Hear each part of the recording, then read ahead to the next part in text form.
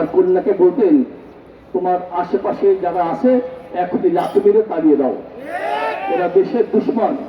কিন্তু আমাদের বর্তমান যে বঙ্গবন্ধু কন্যা কি করতেছেন জানি না, কিসের কারণে করতেছেন, কাদের খুশি করার জন্য। তবে আমাদের এতটুকু দাবি, দেশকে ধ্বংসের দিকে যেতে দিবেন না, ধ্বংস করার চেষ্টা করবেন না। আপনি চিরকাল থাকতে পারবেন না।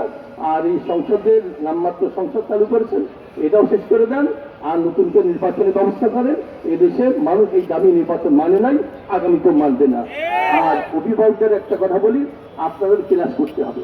যতদিন পর্যন্ত শয়তানি দূর না হয়, আপনারা শিক্ষকদের উপরে নির্ভর করবেন না, প্রতিষ্ঠানের উপর নির্ভর করবেন না। ক্লাস নিতে হবে সন্তানের। কেন? ওরা নাস্তিকভাবে শিক্ষা দিবে, ওরা সমকামিতা শিক্ষা দিবে। আপনারা ইমানি শিক্ষা দেওয়ার জন্য দৈনিক আপনারা স্বামী স্ত্রী দুইজনেই সন্তানকে মানুষ করার শিক্ষা করবে, ইমানি প্রশিক্ষণ দিবেন। তাহলে অন্তত ওরা আগামীতে নাস্তিক হবে না এবং সমকামিতা লিপ্ত হবে না। আপনাদের সবাইকে ধন্যবাদ জানাই। আসসালামু আলাইকুম।